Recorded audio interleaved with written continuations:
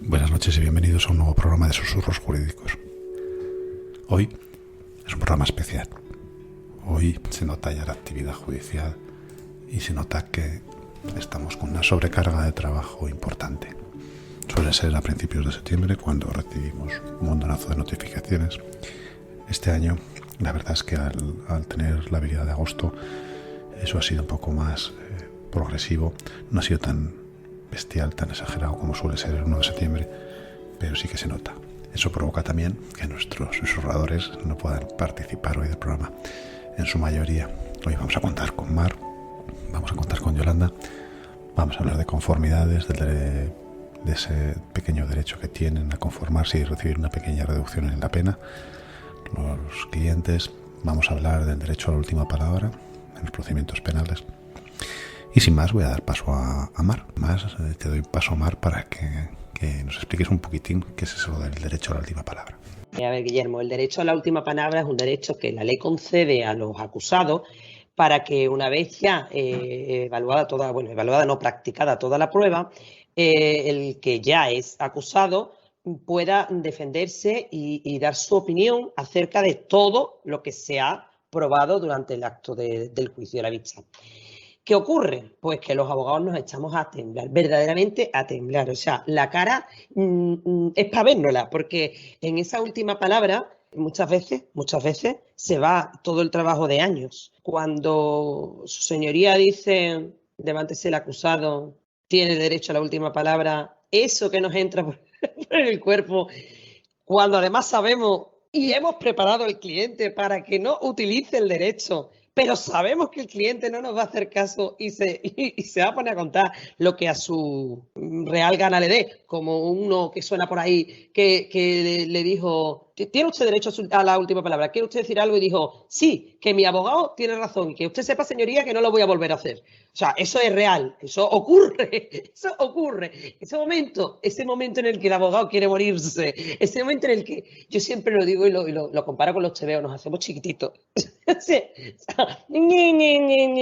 estamos, no me podéis ver, pero imaginaros, escondiendo, haciéndote pequeñito dentro de la toga y metiéndote detrás de la mesa. O sea, es un momento tremendo, pero yo tengo que decir que muchas veces ese derecho a la última palabra es un arma, es un buen instrumento, porque cuando verdaderamente te asiste la razón y la verdad, y la persona que tiene que declarar, no hay que ser ningún lumbreras ni tener ninguna facilidad de expresión más allá de lo normal.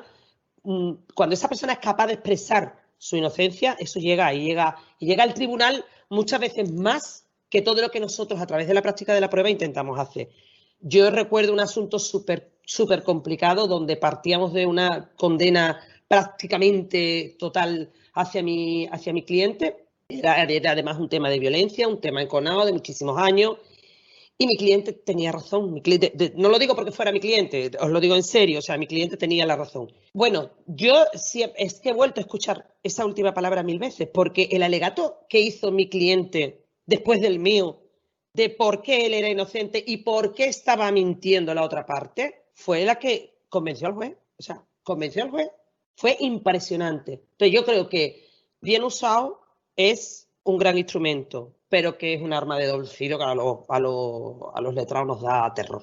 Mar, ¿tú conoces a algún letrado que instruya o que le pida a su cliente que tenga la última palabra? Yo personalmente no, pero no sé si Yolanda o tú habéis conocido alguno que juegue con ese arma. Sí, yo te voy a decir una cosa. En el último juicio gordo, que sabéis cuál es, no lo voy a decir aquí, pero el último juicio que yo he hecho verdaderamente gordo, yo le pedí a mi cliente que cuando le dieran el uso de la última palabra, que lo usara.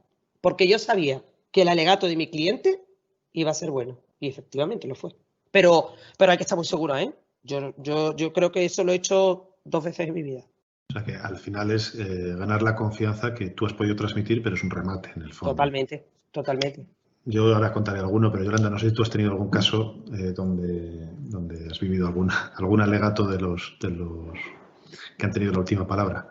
Coincido con lo que dice Mar, que ciertamente es un arma muy buena porque son capaces de transmitir muchas veces, en el caso de que sean inocentes, precisamente sus motivos expuestos de su forma. Pero también es cierto que tienes que saber qué clientes se pueden permitir el lujo de utilizar ese turno de la última palabra. Lo normal es que cuando lo utilicen, pues, bueno, para decirlo así en plata, estropeen un poco lo que se ha hecho. Yo solo he tenido un cliente que utilizó ese turno en esa forma y evidentemente sí que habíamos preparado un poquito su intervención, pero única y exclusivamente yo le había preparado para pulirle determinadas cosas y que no se excediera, o sea, que no estuviera allí hablando durante demasiado tiempo, ¿vale? O sea, solo para cortarle. Y salió fenomenal, pero eso es en contadas ocasiones. Lo normal es que salga justo pues todo lo contrario. Yo tuve un asunto que eran bastantes, no sé, no recuerdo si eran 5 o 6 acusados, que se les acusaba de robar 3.000 y pico kilos de cobre de una mina en estado de semiabandono, por decirlo así, en el que, bueno, la empresa se empeñaba en decir que aquello estaba en pleno funcionamiento y que, bueno, que lo habían sacado, que habían fracturado un muro para sacarlo, etcétera, etcétera. Bueno, el caso es que éramos 5 o 6 defensas, una por cada acusado, y el juicio pues se ha ido desarrollando contrariamente, pues muy bien. Muy bien, estábamos todos, nuestros alegatos fueron todos en presunción de inocencia porque ciertamente no había pruebas de cargo suficientes y bueno, la cosa estaba bastante bien. Y cuando llegó el último momento, se levanta uno de aquellos hombres y dice: mire, señoría, yo ser no fui, pero si hubiera sido, eran 300 kilos de cobre, no lo que dice la empresa 3.000. Y ahí fue cuando nos quedamos todos encogiditos, porque dices... De todos modos, tengo más que decir. Claro. De todos modos, yo creo, ahora, si os voy introduciendo los perfiles, luego añadís vosotros los perfiles que localizáis. En perfiles de alegatos yo he tenido los pesados, los creídos, su arrogancia les impide callarse, los que piden perdón, que es muy interesante el perdón y las disculpas. Hay una película, yo creo, Pena de Muerte, que al final se trabaja el perdón, es muy, muy, muy interesante. Los buenos, los que dice Mar, que joder, son tan buenos que es que van a generar una confianza. Y luego los malos. Entonces, si queréis hablamos de cada perfil. Luego ya añadimos algunos de esos vídeos que nos han corrido por el WhatsApp que son muy divertidos sobre alegatos. Yo tengo 2 muy curiosos que los decimos al final, si os parece. Yo no sé si... os introduzco el mío. Yo he tenido recuerdo uno pesado, que además fue un juicio que se alargó hasta las 3:30 y al final hizo su alegato. Claro, la jueza tenía un problema, porque no puede cortarle, porque si le corta la última palabra puede estar vulnerando un derecho.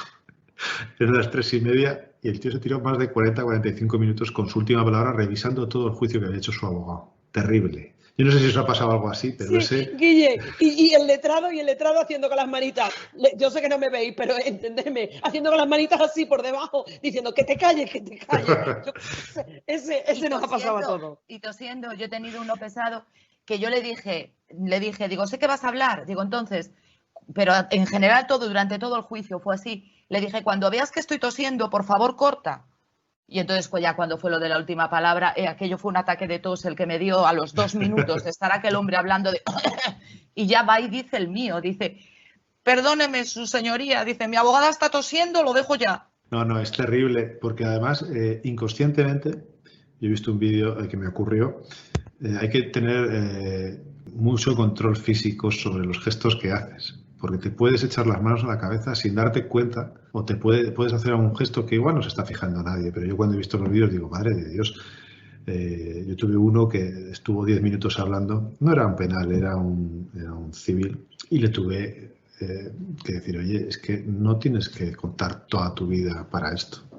Y la jueza, muy divertida, él terminó y dice, ¿le puedo hablar? Dice, no se preocupe, ya nos ha instruido usted demasiado. Y yo no sabía dónde meterme y no sabía cómo hacerle callar, porque no le puedes hacer callar.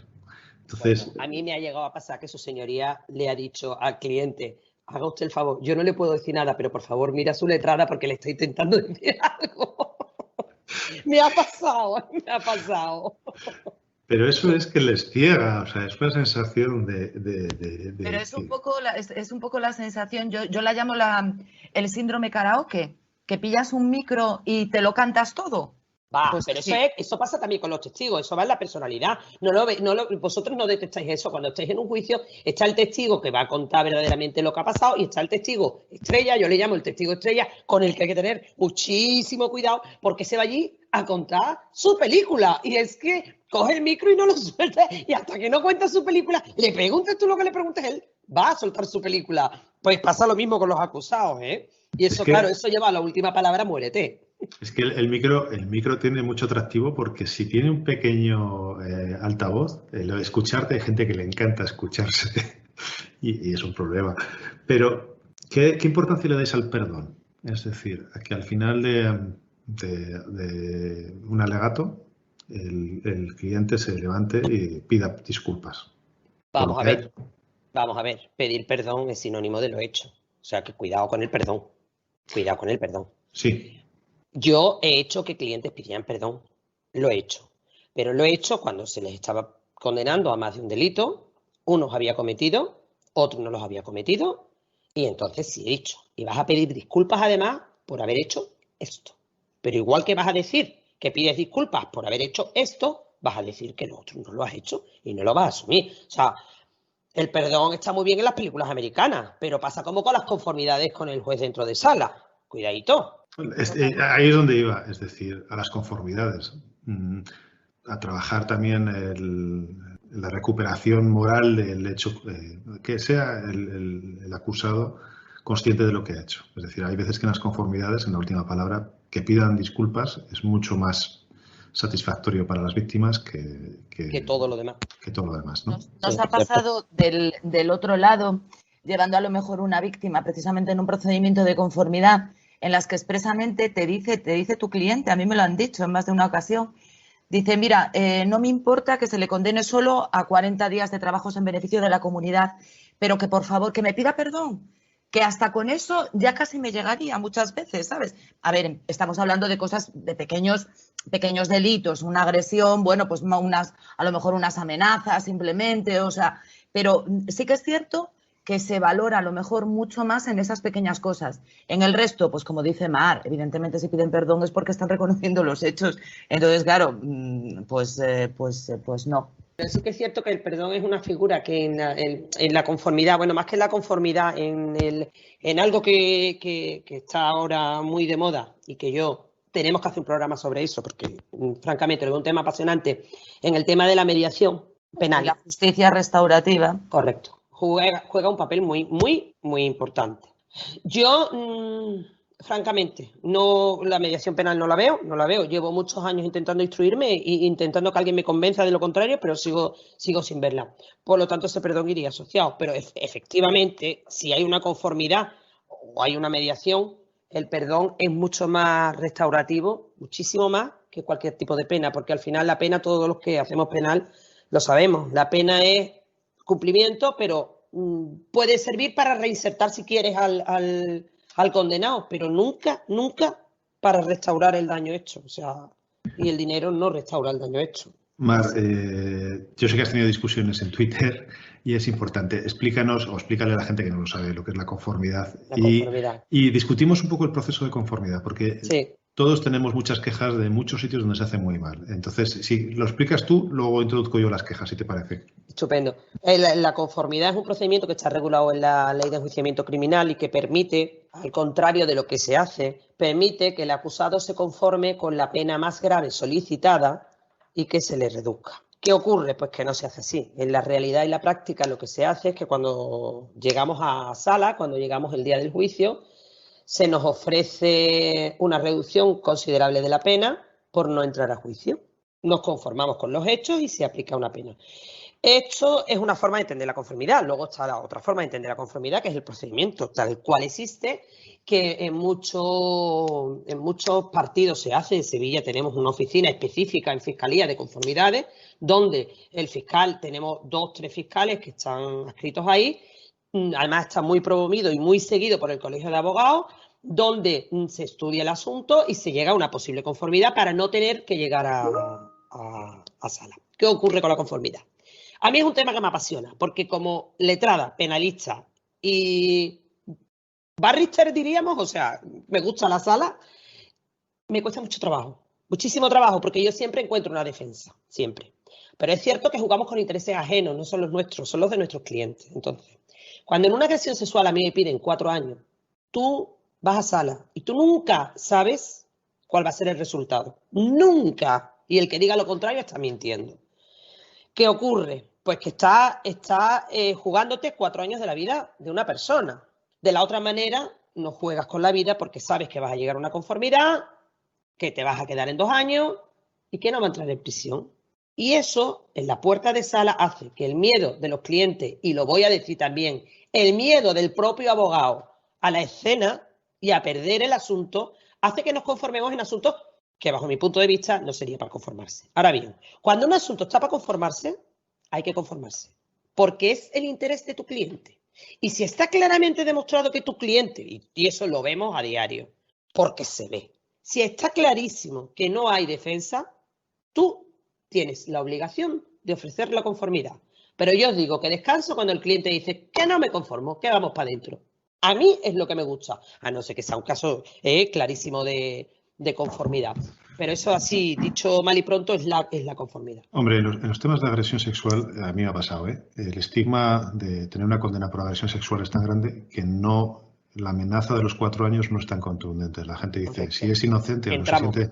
Entramos a muerte de... Incluso si me condenan, que me condenen, pero no me habré conformado yo. No habré admitido yo que he cometido el delito. Eso porque además en la figura de la conformidad hay un reconocimiento expreso dentro del acto. Y eso es muy duro. O sea, le leen, usted ha hecho esto y es conforme. Y yo he tenido el caso de alguno que por miedo se ha conformado sabiendo que no lo había hecho. Que no había... Eso nos ha pasado a todos. Y yo he tenido un dolor en el alma, de decir, total. Pero ante la presión de la pena han cedido, lo cual me ha parecido un chantaje bestial. Pero bueno, pero forma parte del juego procesal, ¿no? Yolanda, yo no sé si tú has sufrido alguna vez eso, pero... Sí, bueno, estoy totalmente de acuerdo con vosotros. Hay muchas veces, efectivamente, que es más una presión, es más la presión y la coacción a la que te ves enfrentada que otra cosa. Pero ciertamente coincido con Mar en que hay mucha gente que dice no a las conformidades cuando realmente el interés de su cliente te lleva a las conformidades. Es decir, estamos pensando todos en los juicios en los juicios de tráfico contra la seguridad vial y ahí es que son habas contadas, te quiero decir. O sea, si hay prueba suficiente de cargo, lo inteligente es llegar a una buena conformidad. En los pequeños procedimientos de violencia de género, lo mismo, cuando hay suficiente prueba de cargo, es que lo inteligente es llegar a una conformidad, pues porque al final a quien se beneficia es a tu cliente también. La víctima ve resarcida su pretensión en un periodo de tiempo muy corto, que también es beneficioso porque a partir de ahí puede empezar a tirar hacia arriba. Y para el acusado, para el condenado, una vez que se conforma, también es beneficioso porque tiene una serie de beneficios. Entonces, yo sí soy partidaria de la conformidad, pero como ha dicho Mar, cuando es adecuada, además, sí, es adecuada. Sí, además yo quiero añadir una cosa, porque algo se me viene a la cabeza de otra discusión que vi por Twitter y que salté, porque yo no suelo discutir, pero bueno, sí salté y contesté porque no me parecía.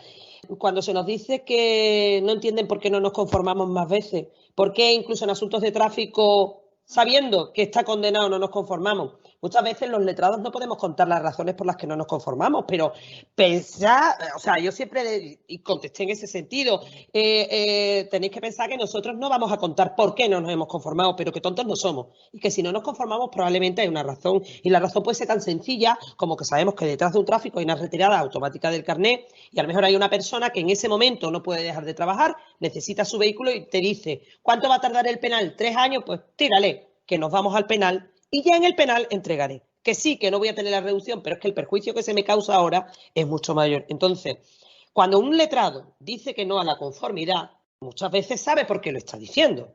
Claro. Aunque no lo explique. Es que ese es el ejemplo clásico. Es decir, un camionero, un taxista, correcto. Un transportista normal, dejarle sin carnet 9 meses es un despido inmediato.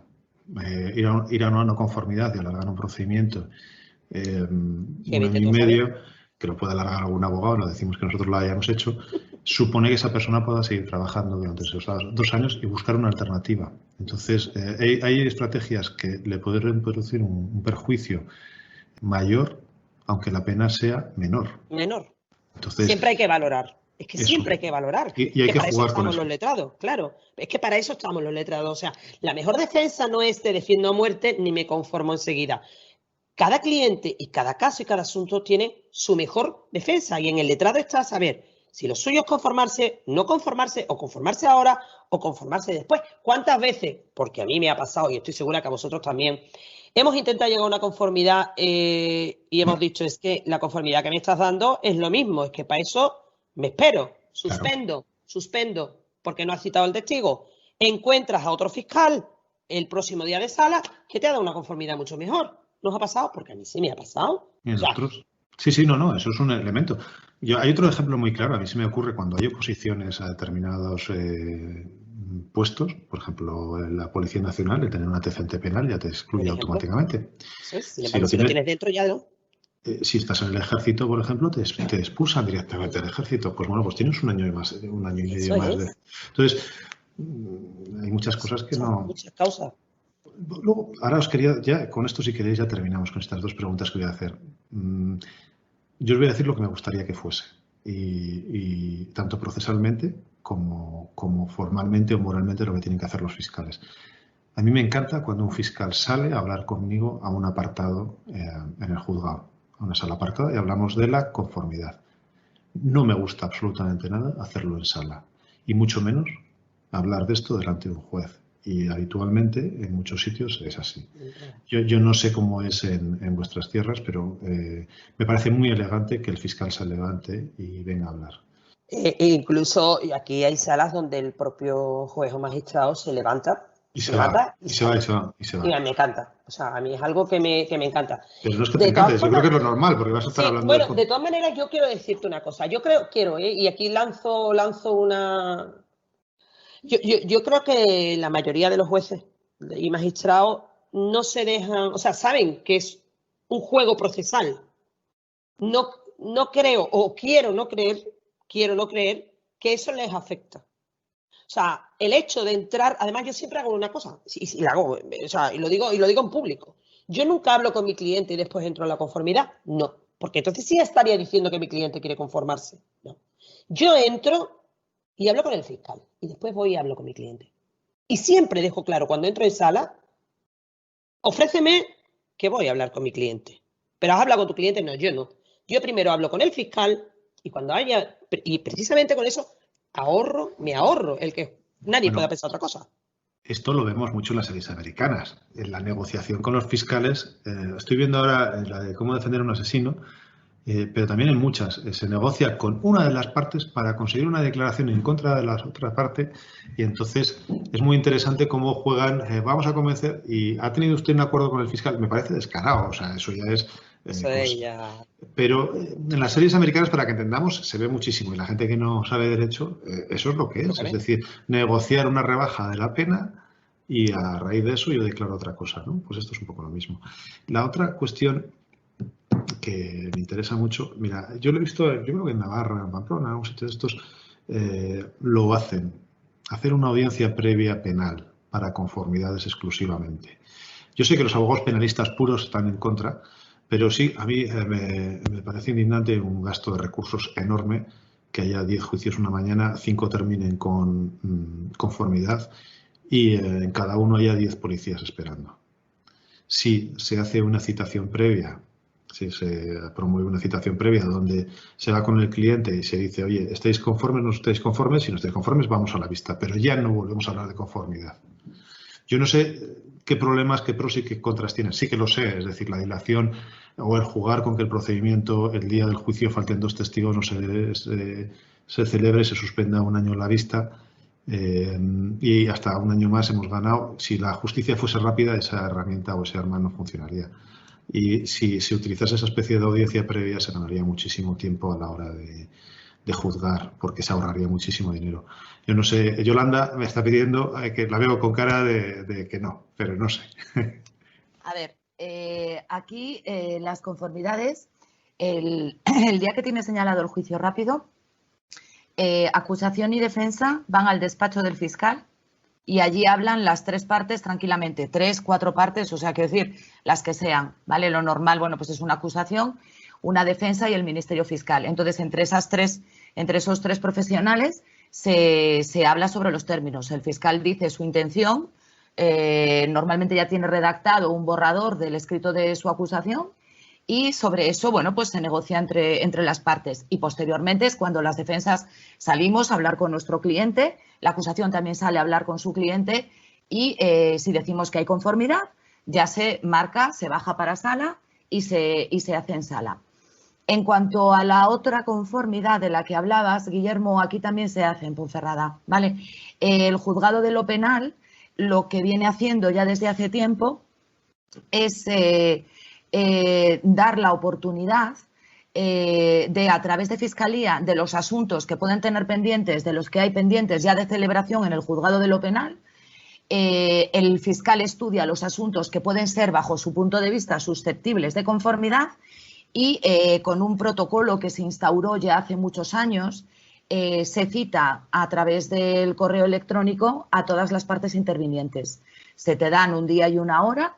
Esa cita la puede pedir directamente el Ministerio Fiscal o la puede pedir cualquiera de las partes en el procedimiento, cualquiera de las defensas, ¿vale? Incluso hay una agenda electrónica que es del Consejo General de la Abogacía para esto.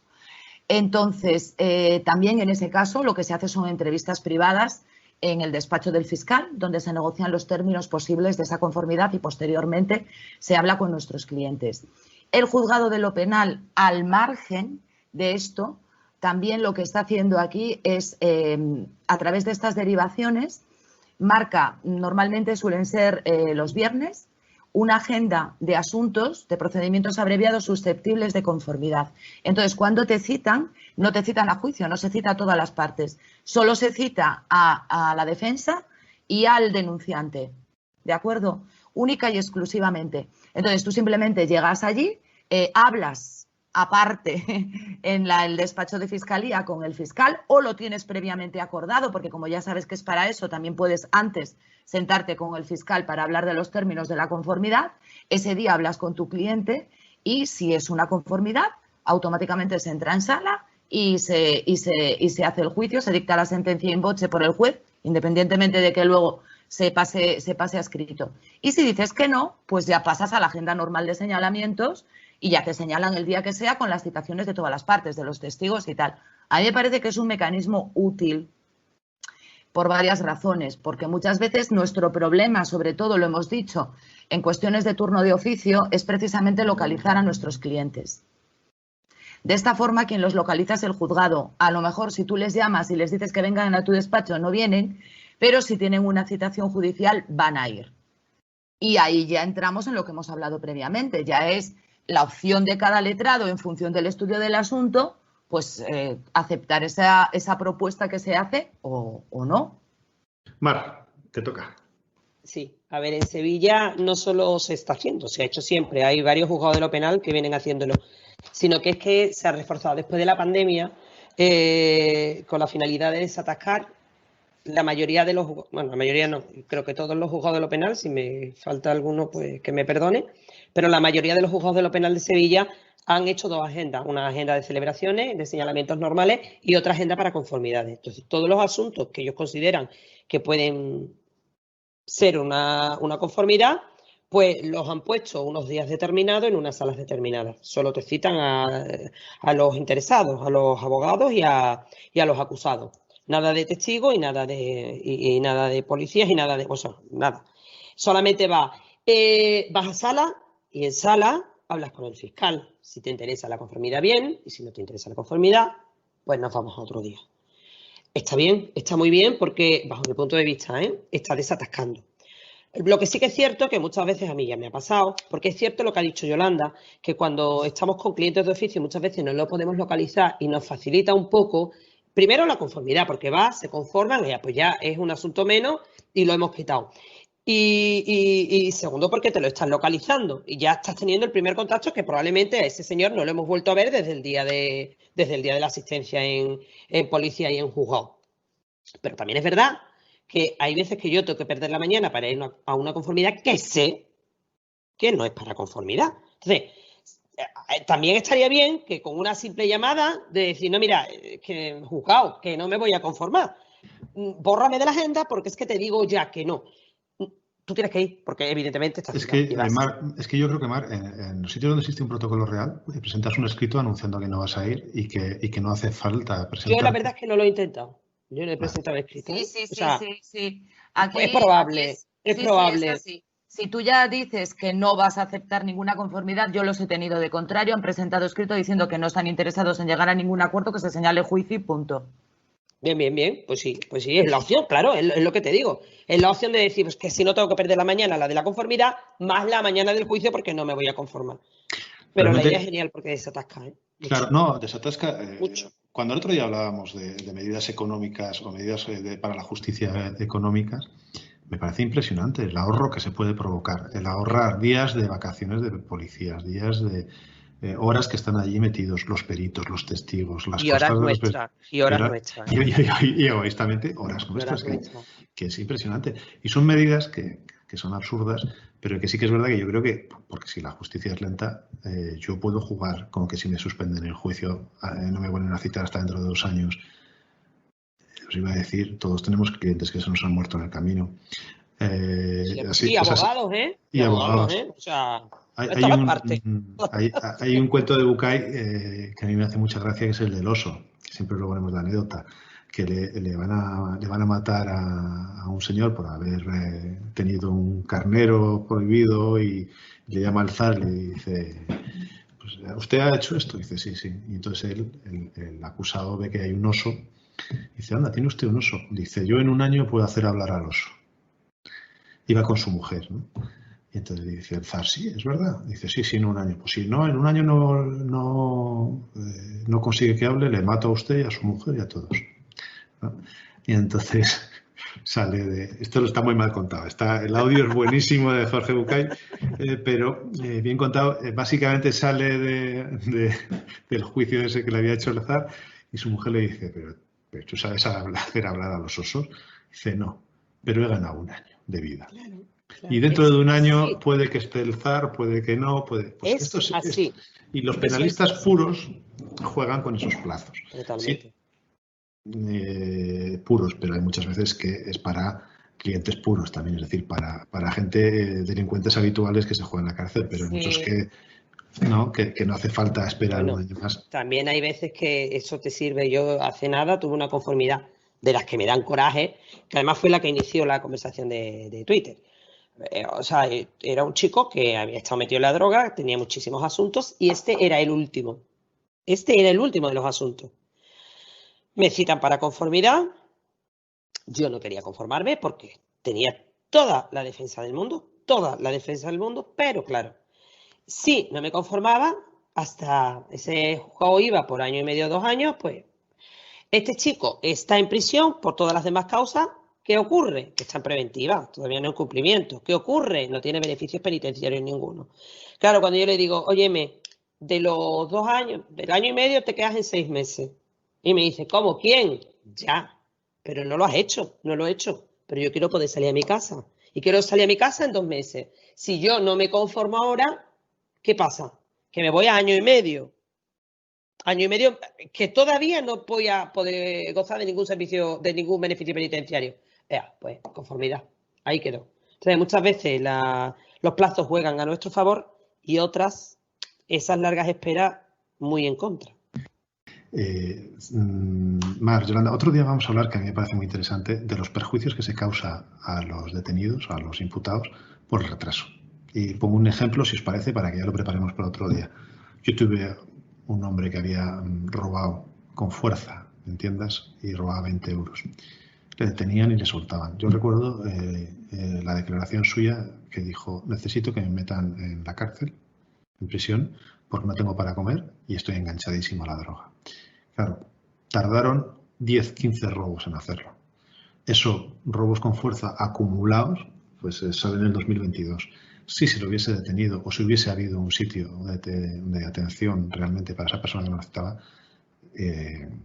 la solución habría sido otra.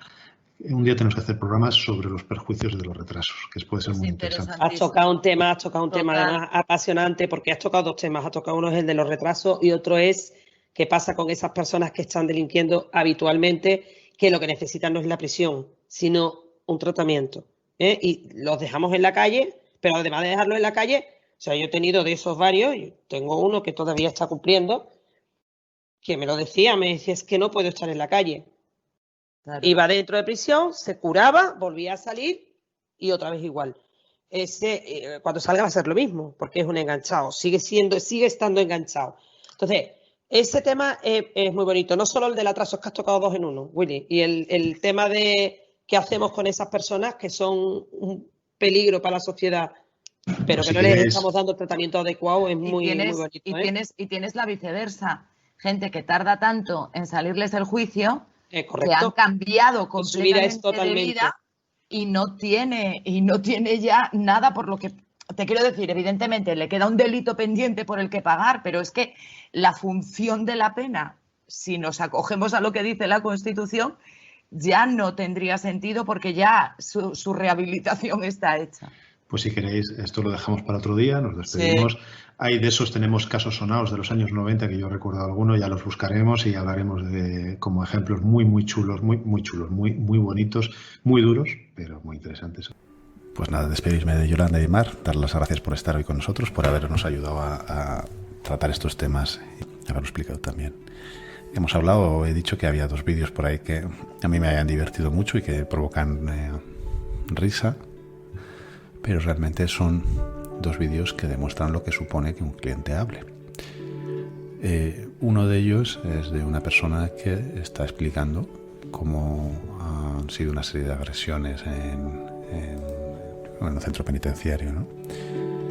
Y la verdad es que se explaya. A ver si conseguimos el enlace y os lo ponemos para que lo podáis ver. El otro es de una declaración de la policía, pero por videoconferencia, y está el abogado al lado del que está declarando. Es un famoso caso, yo creo que es de la Gürtel. Y en un momento dado se acuerda de un presentador de televisión y se mete con él porque se desahoga, básicamente, aprovecha ese momento, ¿no? La reacción del abogado es ponerse las manos en la cara y es un poco lo que nos pasa, es decir, de repente nuestro cliente tiene un momento de desahogo, de decir lo que piensa y nosotros tenemos que controlar esas reacciones, pero realmente muchas veces nos lo pone muy complicado porque lo que dicen son cosas que son gordas, ¿no? Entonces esos 2 casos son, si conseguimos los enlaces os los pondremos para que los podáis ver. Y sin más, ya para el cierre, se me ocurren muy pocas cosas que contaros, porque en estos días, después de las vacaciones limitadas que hemos tenido, nuestro agotamiento mental llega a sus límites. Eso provoca que no podamos descansar bien, que no podamos relajarnos. ¿Cómo controlar eso? Algún día hablaremos de cómo controlar ese estrés, de cómo controlar ese esfuerzo, de cómo controlar o mejorar nuestra vida. Pero lo cierto es que la gente tiene que entender que cuando un abogado realiza su trabajo, su herramienta es su cabeza. La que tiene que tener entrenada es su cabeza. Y el esfuerzo mental que se realiza cada día es bestial, es enorme, es increíble. Eso produce un desgaste, eso produce un agotamiento. Eso provoca que tengamos que desconectar nuestro cerebro de alguna manera para el día siguiente volver a arrancar. Somos deportistas de élite, no físicamente pero mentalmente. Así que, sin más, ya os dejo que descanséis y que mañana, después de la paliza que muchos de vosotros os habéis metido hoy, estéis a tope, porque esa es la profesión, esa es nuestra profesión y eso es nuestro sistema de trabajo. Descansar lo que podamos para el día siguiente volver a la pelea, volver a hacer trabajar a nuestra mente, a nuestro cerebro al 100% para poder sacar lo mejor de nosotros mismos. Buenas noches.